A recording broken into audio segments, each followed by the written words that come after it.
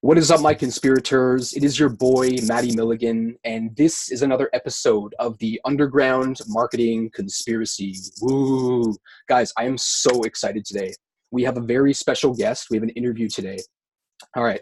This dude is one of the USA's most highly regarded CEOs. He's a social media marketing lead generation expert. He advises startups and medium-sized companies with their marketing, sales, and really just helps them with scaling their businesses. He's had back-to-back appearances on America's Inc. 500 and Inc. 50. Most recently, though, he founded and operated an e-commerce brand that generated over $2 million in sales, which earned him the prestigious ClickFunnels 2 Comma Club Award, which you can see right behind him right now. Ladies and gentlemen, I want to introduce to you my special guest, Mr. Peter Tarr. Peter, thank you so much for being here today.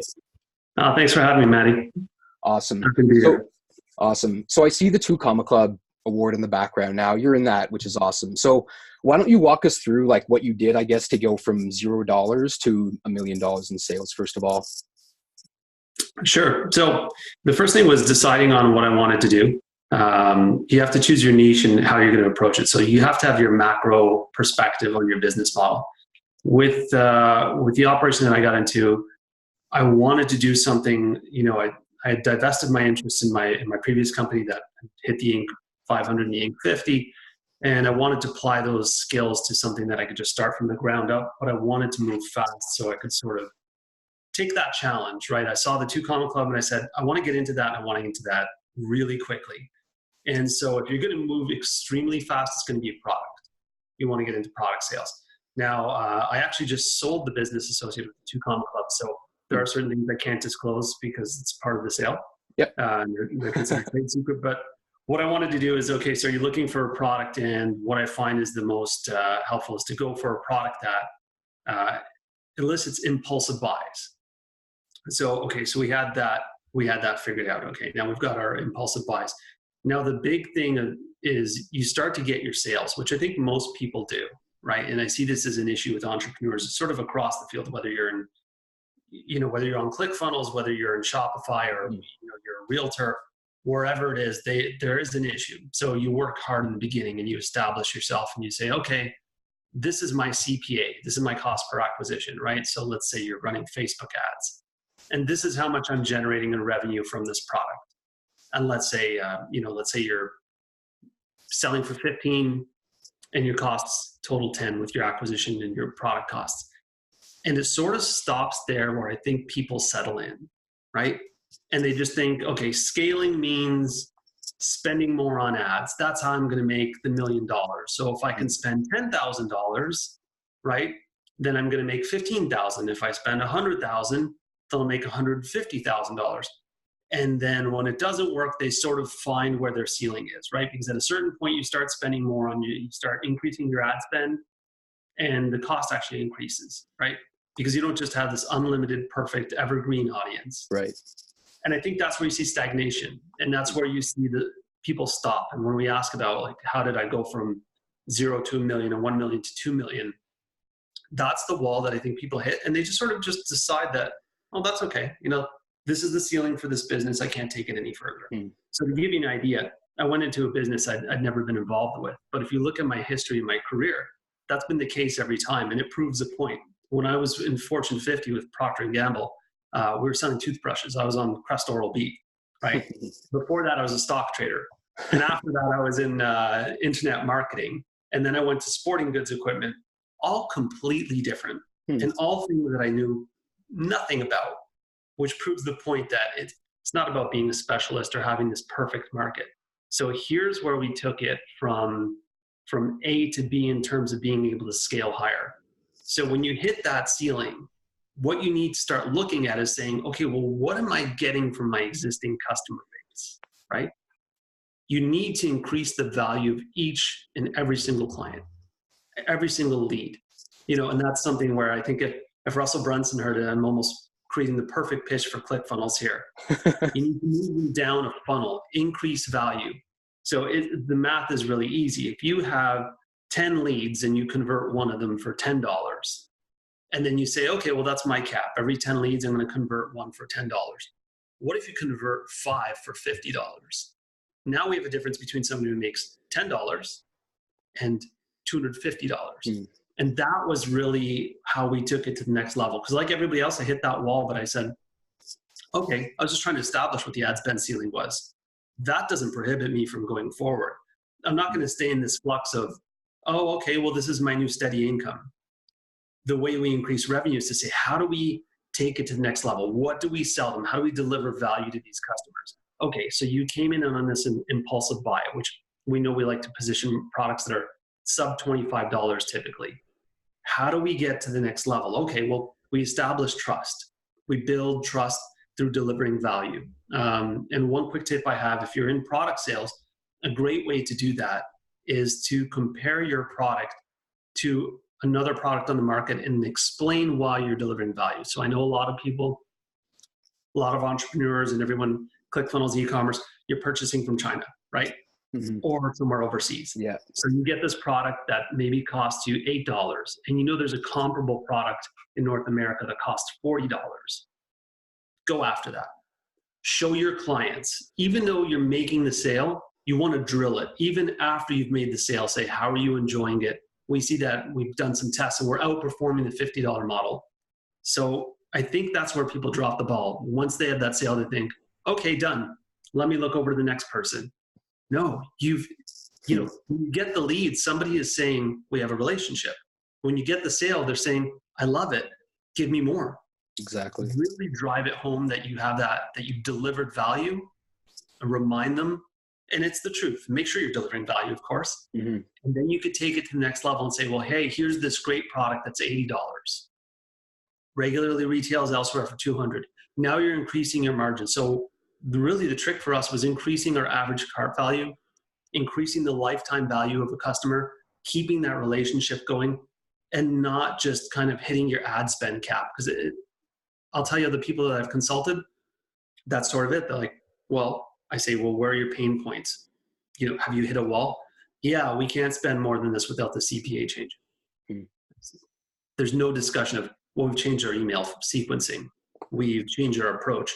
We've introduced new products. It's just, oh, we can't spend anymore. If it was that easy, everyone would just say, okay, well, I'll spend infinite amount a day and I'll be the next multi-billionaire. It So seems, yeah, that's the big difference. It seems your approach are more focused, I guess, on like the back end and more of like the long term, right? Whereas like from what I've seen, a lot of entrepreneurs and business owners, they're very myopic, so they think very short sighted. Like that's kind of, what you show people. It seems that's really cool. Now I want to just ask you something. Like being a CEO and entrepreneur, like you have a million things to do. So like your time is super precious. Do you have any like morning routines or anything you do to just like, stay focused, or like what does your morning look like, or what sort of routines do you follow and habits do you have? So yeah, that's somewhere I really place a big focus, and it's my morning routine is sacred. Even my evening routine before I go to bed, I try to run through the things that I'm going to accomplish the next day, and then just clear them out of my mind. I don't want them disrupting me overnight. I don't want them in my head. So address them head on, make peace with it, get them out of your mind. Then I sort of quickly go through when I wake up. I don't look at my phone. I don't, jump on social media. I don't do anything. I'll quickly, peacefully go through the things that I intend to accomplish. And now I'm mentally wired. And then before doing anything else, my mornings are for my mind, if I had to say it one way. I think that your mind is so important, right? So if you look at, and I've told this to a lot of clients, I say, if you look at the most successful people in the world, so let's just stick in the realm of business. Let's say someone like a Mark Zuckerberg or a Bill Gates or a Warren Buffett or an Elon Musk. Physically, there's nothing unique about them that lends to their success, right?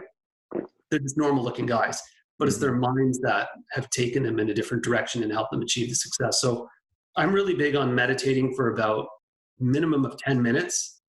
Just clear my mind. It could be guided meditation. It could be something that you've come up with on your own. Clear your mind, set your goals, have it wired, know what you're going to do. That way you don't get distracted later in the day. So that's really big for me. And then, if you get into nitty gritty, I'm big into fitness. I think that's Nice. huge. It's one of those things that really helps out.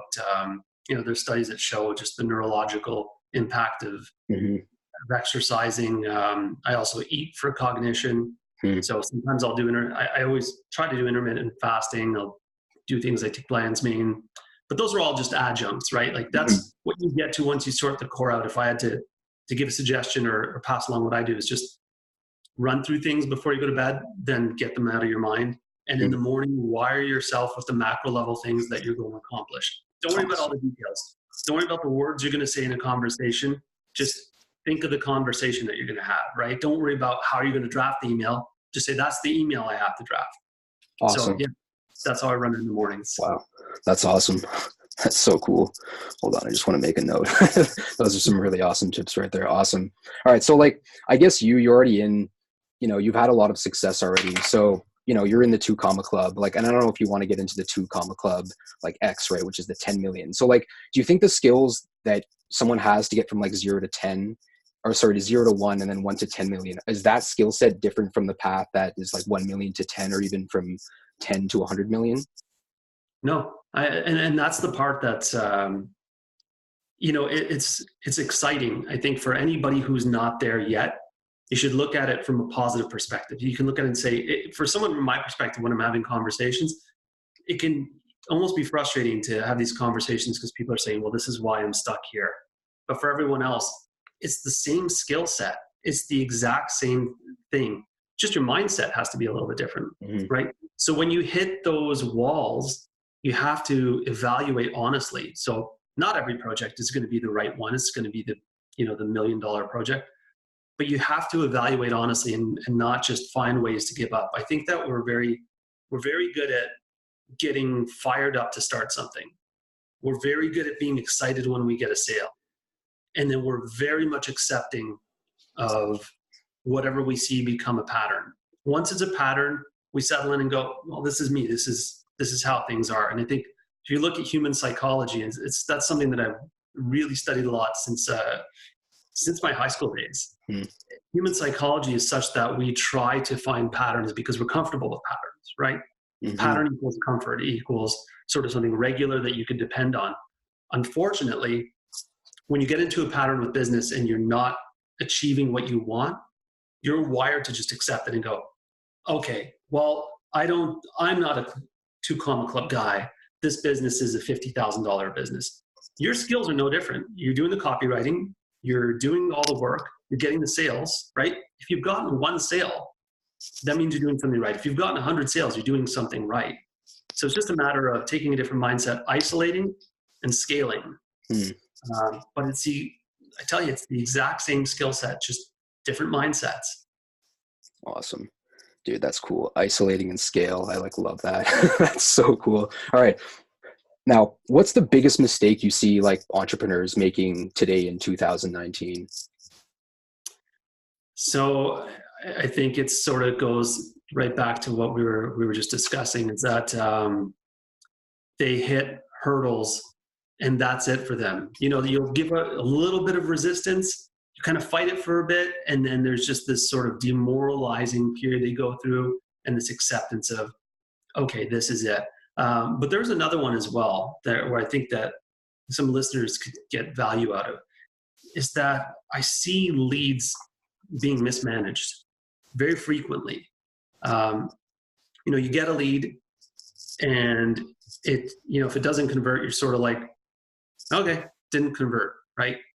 Or you're just aggressively selling somebody and that doesn't go through and then you walk away. And so the way that I've been trying to teach it and explain it is to say, okay, put the notion of a commercial lead aside. Think of every single lead as a relationship, right? And in real life, how do you manage your relationships? Whether it's, you meet a new friend or it's a romantic relationship, right? Let's say a lead means they've given you their contact information and you're free to contact them. That's what a lead is. Here's my email address. You can write me. So what people do is they write them and say, hey, do you want to buy something? Do you want to buy something? No? Oh, we shouldn't talk. And they just say, you sure you don't want to buy something, with a couple follow-up emails. You would never do that in real life. Exactly. Like so if you met someone in a romantic relationship, if you're, let's say you meet someone, you say, do you want to date? Do you want to go steady? Do you want to get married? No? Yeah. Oh, I guess we weren't meant to be. It's creepy. The same thing if you made a friend, you wouldn't call them the first weekend and say, hey, do you want to help me move? Mm-hmm. You're like, no, I don't think so. And that's the equivalence of being added to, in real life where someone would be really freaked out and kind of say, lose my number. With a lead, the response is unsubscribe, spam. You have to deliver value. That's why people make friends is you're my friend, I'm your friend, we chat, we become better friends, we deliver value, I enjoy your company, you enjoy my company, we become better friends. You take it to the next level. Same thing with romantic relationships. You start dating and then, you get engaged or you get married or whatever it is. There's a progression there. And it's all based on delivering value and then going to the next level. I see a lot of entrepreneurs kind of getting into like this minimalist email sequencing and then just abandoning someone and sort of saying, okay, thanks for the one sale, we're done. Or, oh, you didn't buy, we're done. Not every email needs to be a sales email. So let's say you have an outdoor equipment business. So mine was in the sporting goods. Okay. So maybe instead of saying, do you want to buy this? Do you want to buy this? Do you want to buy this? Maybe send an email that says, hey, here are 5 tips that'll save you over $100 on your next camping trip, right? Don't plug your products. You could do it in a subtle way. You could link to things, but just try and be mellow with it. Here are 5 great camping places in the United States that are untapped. Get that reader engaged, just like you would in a real relationship. Get someone saying, oh, thanks. Hey, appreciate it. That's cool. That's awesome. I'm going to want to click when I see the emails come in from this person. They now have credibility. And that works for anything. So if it's a nutrition company or a diet company, say, you can send an email saying, here's a post-workout tip that, is safe, but as effective as taking PEDs, right? You could say, use a sauna post-workout, it's a real thing, actually.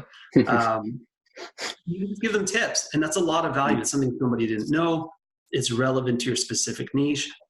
I don't see that. I hear people say, well, I tried to sell them, and then I gave them the 1 hour, and I gave them the 24-hour and the 72-hour follow-up, and then I moved on to a different product. And I say, are you sending any other emails in the mix? It's like, no, I'm trying different products. They're not responding.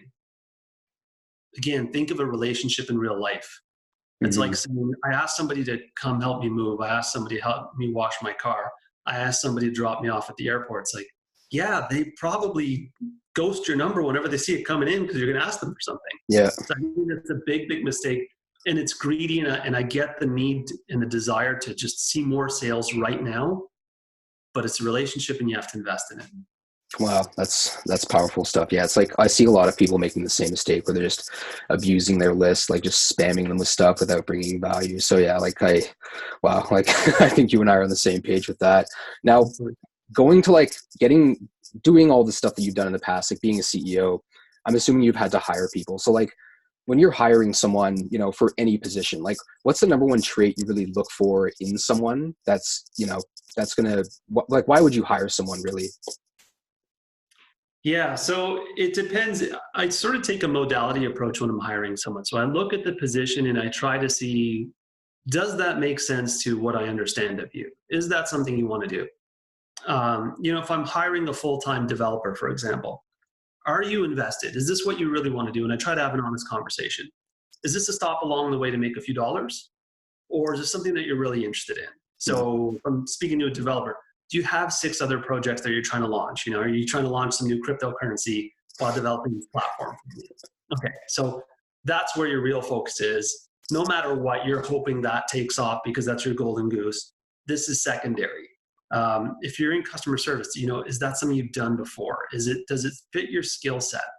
If it doesn't fit your skill set and your experience, that's a quick disqualifier for me, because then I'm curious as to why you've made the transition.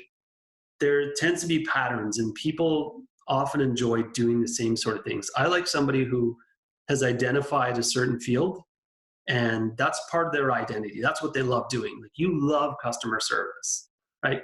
Everything else I could teach. Everything else we can improve on. If you have some bad habits, if you have some things where you're deficient, but if you work hard and that's actually what you like doing, then we're going to have a great relationship, and we can take you as far as you want to go.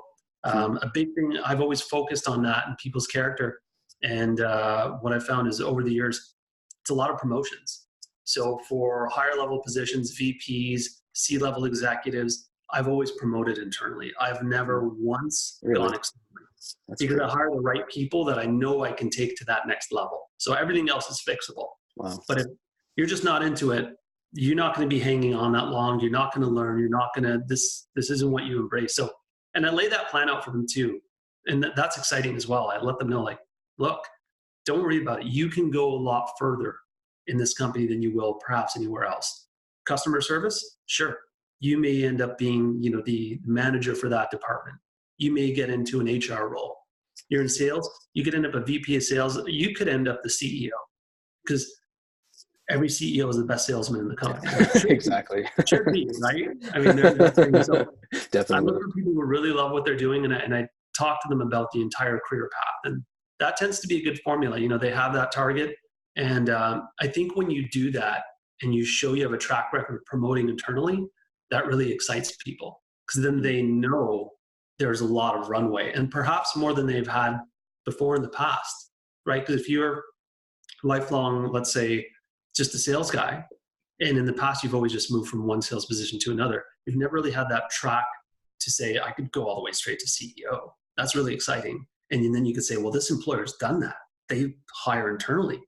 So that's sort of the model that I follow. Wow.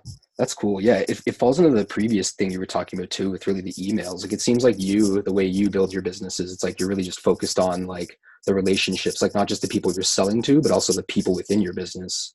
Absolutely. Yeah. 100%. That's a great way of saying it. Yeah. It's Awesome. internally, externally, it's cultivating relationships. Absolutely. Awesome. Awesome. Perfect. All right. So big question here. We're about to step into a new decade, right? Like, we're still in kind of like the Wild West stages of social media and I guess Web 2.0. So like, Yeah. what do you foresee happening for the next decade and even just in 2020 alone? Well, I hope we see legitimate technological advancements. I think there's a lot of. I'm a big fan of Peter Thiel, and I subscribe to his notion of that we haven't seen a lot of technological development outside of things with screens, right? Mm. So the sort of the joke is, if I put you in a Mercedes-Benz from 1989 and I put you in the Mercedes-Benz from 2019, less the screens. Let's take away the screens. How would you really know the difference? And that's sort of the rub. It's like, well, if you just took away sort of like, let's say just the console with the screen, Mm. you wouldn't really know the difference. So, they promised us flying cars, and they gave us 120 characters on Twitter, I think. So I'm hoping we see some big technological developments. I think we will see, I think we'll see a ramp up in automation. I think that's been sort of overblown, Yeah. sort of getting worried that in the next year or two, it's all going to be automated cars and everything's going to be automated. I think we'll continue to see automation. I think we'll see smarter systems. I think that some people will have to adjust their strategies, because I think advertising through the advertising mediums like Google and Facebook, they've already made moves, whether I think the mass population is conscious or not, to make it a lot easier. So in the past, you had to be a skilled Facebook user, and you had to know how to really navigate the ins and outs and spend your day looking at ad sets, closing ad sets, starting new ads, looking at different campaigns. And the same thing with Google. I think as it pertains to our space, you're going to see more automation where it just becomes user-friendly to where it just really, that's not going to be an area where you need high-level skill. So what do you want to do then? You want to focus on your overall business approach that you can make work anywhere. That's why I approach it the way I do. And I say, cultivate the relationships, identify the opportunities. That'll work sort of any decade. But I think in the next 10 years, we'll see a lot more automation. And I do think to the later half of the decade, you'll see a lot more self-driving cars as well. And Nice. our phones is where I'm really interested. I think you'll see a lot more of the assistants starting to take control in Google Home and that sort of thing. But we're not at Back to the Future just yet. Okay. Not yet, at least. Awesome. And so like what are you really working on right now? Just in terms of like, your own business, because you mentioned you sold that other business. So like, what are you up to these days? And, what are you really working on? So, I've always got a portfolio that I'm balancing, and there's a few exciting things. One quick one that I think some listeners could derive value from is I launched a 3PL business, said more simply, a fulfillment company. So if you're fulfilling products in the United States, that was an area that drove me crazy because I was paying, $3 for fulfillment and another like 90 cents per product that you add to the package. And I was like left with this choice of like, I'm going to burn through all of my revenue fulfilling from the United States, or I could ship from China and fulfill from there and then get disputes that go through the roof and then chargebacks, and I'm going to lose my merchant account. So I just couldn't find a solution, and that drives me a little bit crazy. I have some issues about being obsessive. We were chatting about before we started. I said, I'm starting my own. It's almost like a little kid. Like, I'm going to go build my own fort. I don't like it here. Yeah. I started my own 3PL company. And our average is 99 cents is what we charge for fulfillment. Really? Yeah. And then for each additional item, it's about 25 cents. So on average, you save about $2 to $3 per package, which is, outrageous. That has a huge impact. The name is iShipUSA. So it's easy to find, iShipUSA.com. Awesome. We're really low cost. It's no frills, straightforward. We've got a location in Camarillo, California, which is strategically located. California. That's sweet. Awesome. Very densely populated area. And then another thing I've started to move into lately, and the timing of this, our chat here is great, is I launched a Facebook page. I'm starting to populate it, answer questions. I had an Ask Me Anything thread on ClickFunnels, which went nuts. And I actually got more questions to my private inbox than I did in the thread. I think the thread had 60 responses in the first 24 hours, and then my inbox probably got like 200 messages. Awesome. So I thought, I'm going to launch a page. So I have a Facebook page. It's facebook.com/realpetertarr. And I will be actually accompanying that with a blog and a YouTube channel. It's been a long time coming. I've wanted to do it. It's just really difficult to find the time. But at this point, I've done Inc. 500. I've done Fortune 50. I've done the 2 Comma Club. This is a great time to get into teaching and just giving, like we said, value. And none of them have any charge. It's all free. The only thing that's up right now is the Facebook page. Again, it's facebook.com/realpetertarr, I believe. Awesome. I'm going to populate that over the next coming week. So I'll try to focus on that so I can help and give back a little bit. Yeah. Totally. Wow. That's awesome. Yeah. I'm going to follow you guys. Check out Peter. I mean, there's so many knowledge bombs dropped. I feel like my brain is about to melt after this. Like, there was so much value, and feel free to share this with all those dudes that, private messaged you, because I'm sure you're going to answer a lot of their questions and they'll get a lot of value from this.